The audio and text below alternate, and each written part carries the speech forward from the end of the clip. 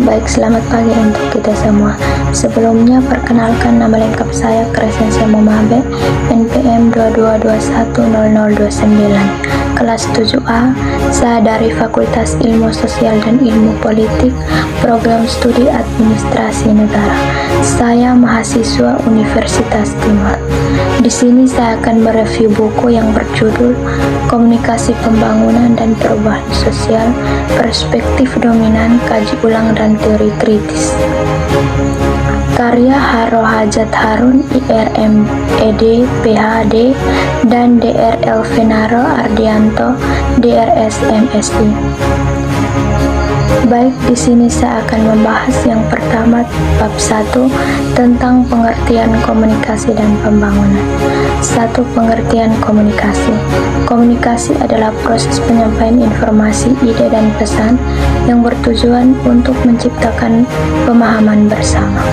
Dalam konteks pembangunan, komunikasi memiliki peran yang strategis sebagai alat untuk menyampaikan tujuan pembangunan, memengaruhi perubahan perilaku, dan menciptakan kesadaran di kalangan masyarakat. 2. Pengertian pembangunan. Pembangunan merupakan upaya terencana untuk meningkatkan kualitas hidup masyarakat, baik secara sosial, ekonomi, maupun budaya. Pembangunan tidak hanya berorientasi pada perubahan fisik, tetapi juga transformasi sosial, sehingga masyarakat lebih mampu menghadapi tantangan zaman dan memanfaatkan sumber daya secara optimal. 3. Komunikasi pembangunan. Komunikasi pembangunan adalah perpaduan antara teori komunikasi dan praktik pembangunan. Konsep ini bertujuan untuk mendukung pelaksanaan pembangunan melalui penyebaran informasi, edukasi, dan pemberdayaan masyarakat. Komunikasi pembangunan berperan dalam memengaruhi pola pikir dan perilaku sosial, sehingga masyarakat dapat terlibat aktif dalam proses pembangunan. 4. Perubahan perspektif sosial dominan. Dalam pembangunan, terdapat pandangan dominan yang sering berfokus pada pendekatan modernisasi, di mana pembangunan dianggap sebagai proses yang linear dan berbasis pada model barat. Namun, perspektif ini telah dikritik karena sering mengamplikan konteks lokal dan keanekaragaman budaya. 5.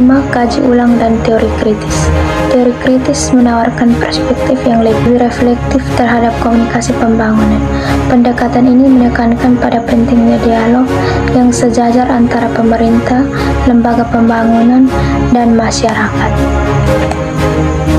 Bab ini menyimpulkan bahwa komunikasi dan pembangunan saling terkait dalam menciptakan perubahan sosial yang bermakna. Komunikasi berfungsi sebagai medium untuk menghubungkan ide-ide pembangunan dengan masyarakat, sementara pembangunan memerlukan komunikasi secara sarana utama untuk mencapai tujuan keberlanjutan. Kajian ulang terhadap perspektif dominan dan penguatan teori kritis menjadi kunci untuk memastikan bahwa proses pembangunan lebih inklusif dan responsif terhadap kebutuhan masyarakat lokal. Bab 2 tentang komunikasi nonverbal dan pembangunan. 1. Pengertian komunikasi nonverbal. Komunikasi nonverbal adalah proses penyampaian pesan tanpa menggunakan kata-kata, melainkan melalui isyarat, gerakan tubuh, ekspresi wajah, intonasi suara, dan elemen lain seperti ruang, waktu, serta simbol-simbol budaya. 2. Fungsi komunikasi nonverbal dan pembangunan. Komunikasi nonverbal memainkan beberapa fungsi penting dalam mendukung pembangunan, antara lain menyampaikan nilai dan norma budaya, yang dimana simbol-simbol nonverbal seperti pakaian tradisional, tarian, dan arsitektur mencerminkan identitas budaya lokal yang perlu dihormati dalam pembangunan. Yang berikut memperkuat pesan verbal, yang dimana gerakan tangan, kontak mata, dan ada suara dapat menegaskan atau menambahkan makna pada pesan yang disampaikan secara verbal. 3. Tantangan komunikasi nonverbal dan pembangunan. Dalam konteks pembangunan, komunikasi nonverbal sering menghadapi tantangan seperti pemberdayaan budaya, yang dimana simbol nonverbal yang bermakna dalam satu budaya mungkin memiliki makna berbeda dalam budaya lain yang dapat menyebabkan kesalahpahaman. kesadaran akan pentingnya nonverbal, yang dimana praktisi pembangunan sering mengabaikan komunikasi nonverbal, padahal hal ini dapat memengaruhi efektivitas penyampaian pesan. 4.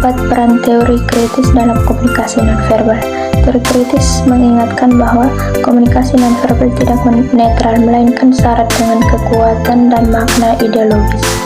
Dalam pembangunan, seringkali simbol-simbol nonverbal digunakan untuk mendukung agenda tertentu yang belum tentu mencerminkan kebutuhan masyarakat lokal. Bab ini menyimpulkan bahwa komunikasi nonverbal dalam pembangunan, terutama dalam menciptakan pemahaman lintas budaya dan membangun hubungan emosional dengan masyarakat. Namun komunikasi nonverbal juga memiliki potensi untuk disalahgunakan jika tidak diimbangi dengan kesadaran kritis. Dengan mengintegrasi teori kritis, komunikasi nonverbal dapat menjadi alat yang efektif untuk mendorong partisipasi masyarakat dalam pembangunan yang inklusif dan berbasis budaya lokal. Bab 3 tentang aspek psikologi dalam komunikasi pembangunan. 1. Pentingnya psikologi dalam komunikasi pembangunan. Psikologi memainkan peran penting dalam memahami bagaimana individu dan kelompok menerima, mengelola, serta merespon pesan komunikasi dalam konteks pembangunan. Proses ini melibatkan berbagai faktor psikologi seperti persepsi, motivasi, sikap, dan emosi yang memengaruhi efektivitas penyampaian pesan pembangunan. 2. Faktor-faktor psikologi dalam komunikasi pembangunan. Beberapa aspek psikologi yang relevan dalam komunikasi pembangunan meliputi persepsi, yang dimana persepsi masyarakat terhadap pembangunan dipengaruhi oleh pengalaman, pengetahuan, dan budaya lokal. Motivasi, yang dimana upaya pembangunan akan lebih berhasil jika pesan komunikasi mampu memotivasi masyarakat untuk terlibat aktif, baik secara individu maupun kolektif. Yang berikut sikap dan nilai, yang dimana sikap masyarakat terhadap perubahan yang ditawarkan oleh pembangunan dipengaruhi oleh nilai-nilai budaya, keyakinan mereka. Yang berikut pembentukan dan perubahan perilaku, yang dimana komunikasi pembangunan bertujuan untuk membentuk atau mengubah perilaku masyarakat agar mendukung tujuan pembangunan. 3. Teori psikologi dalam komunikasi pembangunan. Beberapa teori psikologi yang relevan untuk mendukung komunikasi pembangunan. Teori hierarki kebutuhan Maslow, yang dimana pemahaman akan kebutuhan dasar masyarakat sangat penting untuk menentukan prioritas dan komunikasi pembangunan. Yang berikut teori pembelajaran sosial, yang dimana masyarakat belajar melalui observasi dan pengalaman sehingga model atau contoh nyata dapat digunakan untuk mendorong perubahan perilaku. Yang keempat, peran teori kritis dalam psikologi komunikasi pembangunan. Teori kritis dalam aspek psikologi komunikasi pembangunan menekankan bahwa upaya untuk memengaruhi pikiran dan perilaku masyarakat harus dilakukan secara etis dan inklusif. Bab ini menyimpulkan bahwa aspek psikologi adalah elemen penting dalam komunikasi pembangunan karena memengaruhi bagaimana pesan diterima dan diinternalisasi oleh masyarakat. Dengan memahami faktor-faktor psikologi seperti persepsi, motivasi, dan sikap, komunikasi pembangunan dapat dirancang untuk mendorong partisipasi masyarakat secara sukarela. Namun, pendekatan ini harus dilakukan secara etis dengan mempertimbangkan teori kritis agar komunikasi pembangunan benar-benar memberdayakan masyarakat dan tidak sekedar memaksakan agenda dari pihak luar. Bab 4 tentang perspektif dominan teori awal pembangunan. 1. Pendekatan awal pembangunan. Perspektif dominan dalam teori awal pembangunan sangat dipengaruhi oleh paradigma modernisasi yang berkembang pasca Perang Dunia. Teori ini berasumsi bahwa pembangunan adalah proses linear yang bergerak dari tradisional ke modern dengan negara-negara maju dijadikan model utama. 2. Teori-teori awal pembangunan. Beberapa teori awal pembangunan yang menjadi landasan perspektif dominan meliputi teori modernisasi, yang dimana mengajukan bahwa pembangunan dicapai melalui adopsi nilai-nilai modern seperti rasionalitas, efisiensi, dan individualisme yang dianggap superior dibandingkan tradisional lokal. 3. Kritik terhadap perspektif dominan. Pendekatan awal ini mendapat banyak kritik, terutama dari teori-teori yang lebih relatif, seperti dependensi dan teori kritis. Mengabaikan konteks lokal yang dimana teori modernisasi sering mengabaikan keunikan budaya dan kondisi sosial lokal, sehingga banyak program pembangunan yang tidak relevan atau gagal diterapkan. Yang berikut menguatkan ketimpangan, yang dimana pendekatan dominan cenderung memperkuat ketergantungan negara berkembang pada negara maju, baik secara ekonomi maupun budaya. 4. Peran teori kritis dalam mengkaji ulang perspektif dominan. Teori muncul untuk mengkaji ulang dan menantang asumsi dasar teori awal pembangunan. Pendekatan ini menekankan pentingnya dialog dan partisipasi masyarakat dalam pembangunan. Yang berikut kebutuhan untuk menghormati nilai-nilai lokal dan memberdayakan komunitas berdasarkan kebudayaan mereka sendiri. Bab ini menyimpulkan bahwa teori awal pembangunan meskipun memberikan kerangka kerja penting, memiliki kelemahan mendasarkan karena mengabaikan konteks lokal dan memperkuat ketergantungan struktur. Kajian ulang terhadap perspektif dominan ini diperlukan untuk menciptakan pendekatan pembangunan yang lebih inklusif dan berkelanjutan. Bab 5 tentang komunikasi dan perspektif dominan. 1. Komunikasi dalam perspektif dominan. Perspektif dominan dalam pembangunan menempatkan komunikasi sebagai alat untuk menyampaikan informasi secara satu arah dari pemerintah atau lembaga pembangunan kepada masyarakat. Pendekatan ini sejalan dengan paradigma modernisasi, di mana komunikasi digunakan untuk memengaruhi dan mengubah perilaku masyarakat agar sesuai dengan tujuan pembangunan. 2. Ciri-ciri komunikasi dalam perspektif dominan. Linear dan satu arah, yang dimana fokus pada penyampaian pesan dari pengirim ke penerima tanpa adanya dialog. Yang berikut berbasis media massa, yang dimana mengandalkan media seperti televisi, radio, dan surat kabar sebagai saluran utama untuk menjangkau khalayak luas. Yang ketiga, kritik terhadap perspektif dominan. Pendekatan ini menuai kritik karena tidak inklusif, yang dimana mengabaikan partisipasi masyarakat dan nilai-nilai lokal, sehingga seringkali gagal membangun kepercayaan dan keterlibatan masyarakat. Yang berikut tidak sensitif budaya, yang dimana pesan komunikasi seringkali tidak relevan dengan konteks sosial dan budaya lokal. 4. Teori kritis dan komunikasi alternatif. Teori kritis menawarkan pendekatan alternatif terhadap komunikasi pembangunan. Pendekatan ini menekankan dialog sejajar dan partisipasi aktif masyarakat dalam proses komunikasi. Dialogis, yang dimana komunikasi harus melibatkan pertukaran ide antara semua pihak sehingga tercipta pemahaman bersama. Yang berikut partisipatoris, yang dimana masyarakat diberdayakan untuk menjadi agen perubahan yang aktif, bukan sekedar penerima informasi. Bab ini menyimpulkan bahwa pendekatan modernisasi dalam komunikasi pembangunan bersifat instruktur dan seringkali mengabaikan partisipasi masyarakat. Hal ini berpotensi menghasilkan kebijakan yang tidak relevan dan memperkuat ketimpangan sosial. Bab 6 tentang kritik terhadap perspektif dominan. 1. Perspektif dominan dalam pembangunan. Perspektif dominan dalam pembangunan yang dipengaruhi oleh teori modernisasi dan pendekatan top-down berfokus pada proses pembangunan yang linear, dengan negara maju dijadikan contoh untuk diikuti oleh negara berkembang. Yang kedua, kritik terhadap perspektif dominan. Beberapa kritik terhadap perspektif dominan dalam pembangunan meliputi pengabaian konteks lokal, yang dimana perspektif dominan seringkali tidak mempertimbangkan kondisi sosial, budaya, dan ekonomi lokal. Yang berikut, ketergantungan pada model barat, yang dimana perspektif dominan cenderung menilai pembangunan dengan ukuran yang diterapkan oleh negara maju tanpa pertimbangan keberagaman cara hidup dan pola pikir masyarakat yang berbeda.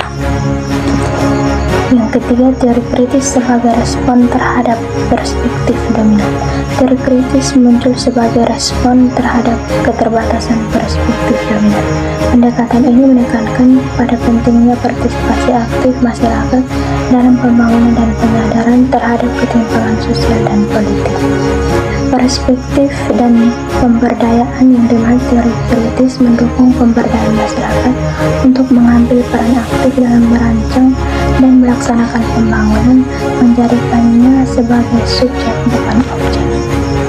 Yang keempat, implikasi dan kritis terhadap perspektif dominan. Kritik terhadap perspektif dominan mendorong perubahan dan praktik pembangunan yang harus lebih memperhatikan konteks lokal dan menghargai hak-hak serta peran masyarakat dalam proses pembangunan. Bab ini menyimpulkan bahwa perspektif dominan dalam pembangunan meskipun memberikan kerangka sadar, mengabaikan banyak aspek penting seperti konteks lokal, partisipasi masyarakat, dan keberagaman budaya. Bab 7 tentang ruang lingkup tujuan, prinsip, strategi, dan fungsi komunikasi pembangunan. 1. Ruang lingkup komunikasi pembangunan. Ruang lingkup komunikasi pembangunan mencakup berbagai aspek yang berhubungan dengan upaya perubahan sosial dan membangun masyarakat. Ini melibatkan penyampaian informasi yang dimana komunikasi pembangunan berfokus pada penyebaran informasi mengenai tujuan, manfaat, dan proses pembangunan kepada masyarakat. Edukasi dan kesadaran yang dimana meningkatkan kesadaran masyarakat tentang isu-isu sosial, ekonomi, dan lingkungan yang terkait dengan pembangunan. 2. Tujuan komunikasi pembangunan. Tujuan utama komunikasi pembangunan adalah untuk meningkatkan partisipasi, yang dimana mendorong masyarakat untuk terlibat dalam proses pembangunan dengan memberikan pemahaman dan informasi yang jelas. Yang berikut untuk mengubah perilaku. Yang berikut pemberdayaan sosial. Yang berikut untuk menciptakan kesadaran sosial. 3. Prinsip komunikasi pembangunan. Prinsip dasar komunikasi pembangunan meliputi partisipasi, yang dimana proses komunikasi harus bersifat dua arah, melibatkan masyarakat sebagai subjek bukan objek pembangunan. Inklusivitas menjamin bahwa semua lapisan masyarakat, terutama kelompok yang terpinggirkan, memiliki kesempatan untuk menyuarakan pendapat mereka. Yang keempat, strategi komunikasi pembangunan. Strategi komunikasi pembangunan melibatkan beberapa pendekatan, antara lain pendekatan partisipatif, yang dimana mendorong masyarakat untuk terlibat dalam proses perencanaan, pelaksanaan, dan evaluasi pembangunan. Yang berikut penggunaan media massa dan sosial, yang dimana menggunakan media yang dapat menjangkau banyak orang, termasuk media tradisional, televisi, radio, dan media digital. Kelima, fungsi komunikasi pembangunan. Komunikasi pembangunan memiliki beberapa fungsi utama, diantaranya informasi, yang dimana memberikan pengetahuan dan diperlukan oleh masyarakat mengenai berbagai aspek pembangunan, termasuk tujuan, manfaat, dan cara pencapaiannya. Edukasi, yang meningkatkan kesadaran dan pengetahuan masyarakat tentang masalah sosial, ekonomi, dan lingkungan yang relevan dengan pembangunan. Yang berikut motivasi, mendorong masyarakat untuk berpartisipasi aktif dalam pembangunan dan mengubah perilaku mereka ke arah yang lebih positif.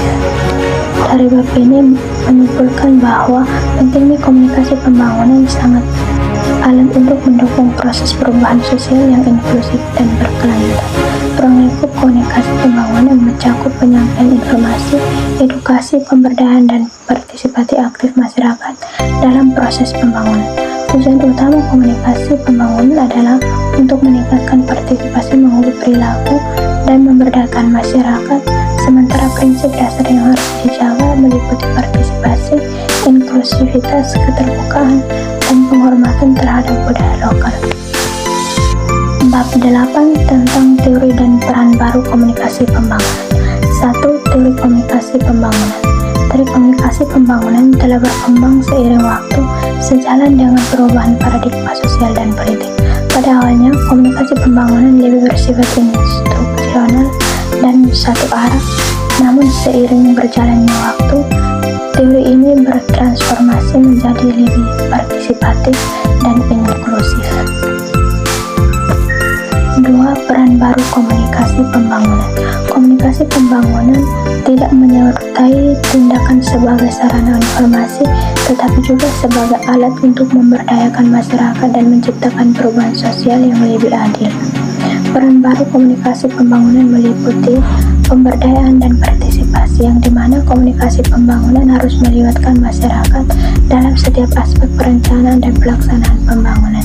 Yang berikut membangun kesadaran sosial, yang dimana komunikasi pembangunan berfokus untuk meningkatkan kesadaran sosial tentang isu-isu penting seperti hak asasi manusia, keadilan sosial, dan keberlanjutan lingkungan. 3. Tentang pendekatan baru dalam komunikasi pembangunan. Pendekatan baru dalam komunikasi pembangunan lebih menekankan pada dua arah komunikasi dan partisipasi aktif. Beberapa hal yang menjadi fokus pendekatan ini meliputi kolaborasi dan kemitraan, yang dimana komunikasi pembangunan kini mengutamakan kemitraan antara pemerintah, sektor swasta, LSM, dan masyarakat. Pendekatan ini bertujuan untuk menciptakan kesepahaman dan kolaborasi dalam merancang dan melaksanakan proyek pembangunan. 4. Tentang tantangan dalam komunikasi pembangunan. Meskipun komunikasi pembangunan berkembang, tetap ada, terutama dalam hal akses terhadap teknologi, yang dimana tidak semua kelompok masyarakat memiliki akses yang sama terhadap teknologi dan media sosial, yang bisa membatasi partisipasi mereka dalam komunikasi pembangunan. Yang berikut kesenjangan sosial dan ekonomi, yang dimana ketimpangan sosial dan ekonomi tidak menjadi hambatan besar dalam menciptakan komunikasi pembangunan yang inklusif dan eksklusif. Dalam bab ini menyimpulkan bahwa pentingnya teori dan peran baru komunikasi pembangunan dalam mendorong perubahan sosial yang lebih inklusif dan partisipatif. Komunikasi pembangunan kini tidak hanya bertugas menyampaikan informasi, tetapi juga memberdayakan masyarakat dan menciptakan kesadaran sosial yang lebih luas. Teori kritis, partisipatif, dan pendekatan berbasis lokal memainkan peran kunci dalam menciptakan komunikasi pembangunan yang efektif, namun tantangan terkait akses teknologi, kesenjangan sosial, dan resistensi terhadap perubahan harus diatasi agar komunikasi pembangunan dapat mencapai tujuan yang diinginkan. Sekian dan terima kasih.